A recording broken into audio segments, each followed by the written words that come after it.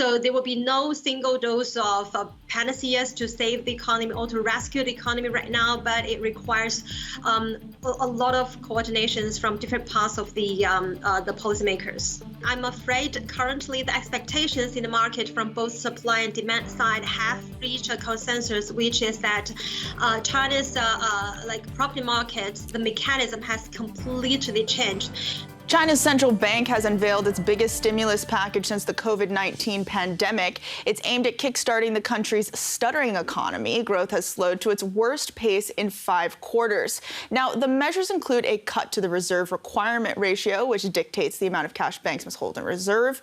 Beijing will also lower the interest rates of existing mortgage loans and ease the rules for second home purchases. It will create as well a swap program allowing firms to acquire liquidity from the central bank. This all aimed at making it easier to access funds to buy stocks. Now, this is because the world's second largest economy looks on track to miss its 5% growth target this year. So markets had hoped for stimulus. To put this into context for us, I'm joined by Betty Wang, lead economist at Oxford Economics. Thanks for joining us, Betty. These measures are being described as a stimulus blitz. Do you think these measures will be enough to get the overall economy growing again? Well, I think at least it's heading towards the right direction, and also it suggests that the policymakers are aware of the weakness in the economy, and as you said, that it could risk the possibility of missing growth target by the end of this year. But of course, if the policy impact will be sufficient enough to show up the growth, will also depend on a few factors. For example, if there will be a continuous policy support from the central bank, and also if there's a coordination from other parts of the regulators and policymakers, for example, fiscal policies, whether there will be more stimulus from the fiscal side and the property market, if there will be a continuous support from the property market. So there will be no single dose of panaceas to save the economy or to rescue the economy right now, but it requires a lot of coordinations from different parts of the policymakers. Was this move a surprise? Had it been expected? Well, I think to some extent the market had expected some sort of easy, including us, for example, policy rate cut. But in terms of the extent and also the timing, it was actually I think it was out of expectations. For example, we were expecting a 10 basis point policy rate cut in Q4, and obviously it came earlier than we had expected at a larger extent. And also, this is the first time since the pandemic that the PBOC, the Central Bank of China, offered a big food basket of policy support, including cuts in policy rates, reserve requirement ratios, as well as adjustment to the structural monetary policy to support both property market as well as stock market. Yes, it is a surprise. Yeah, speaking of the property market, it's still flagging. Will this mortgage rate cut help?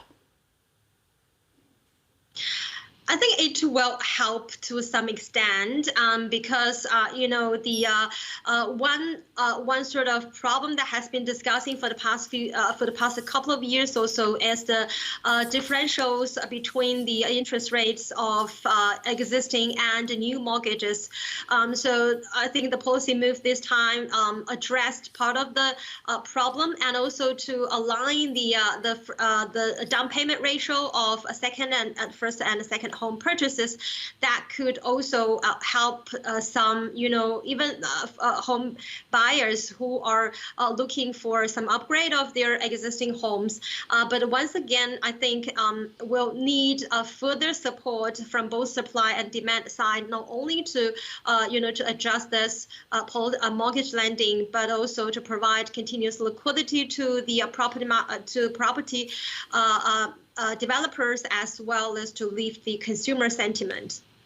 Now, the PBOC said it will provide 100% of the bank loans for buying unsold property, what local governments are going to buy when they can't make enough money to repay the loans or even service them, as rental yields are lower than interest rates.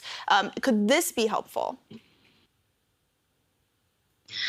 I think it did well once again to some extent, but I'm afraid currently the expectations in the market from both supply and demand side have reached a consensus, which is that China's like property market, the mechanism has completely changed.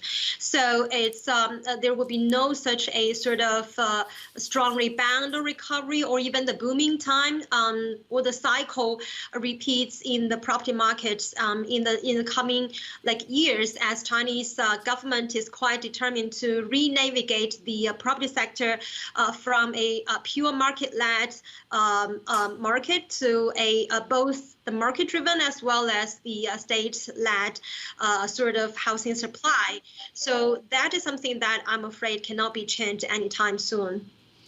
Lastly, the central bank also announced $71 billion of liquidity support for stocks. Markets were lifted by all of this news. Is there likely to be a short-term bump? Well, I mean, if you look at the market reaction right after the policy announcement, not only from the stock market, but also the FX market, I think it suggests that it lifted sentiments, at least in the short term. And also, as we said earlier, it was, I think what it offered by the PBOC has been larger than or more bolder than the market has expected. So that's a good thing. But we need to see a continuous support and in a coordinated way from all different parts of policymakers. I think that will be quite important to bear in mind. Betty Wang, lead economist at Oxford Economics. Thank you for joining us from Singapore.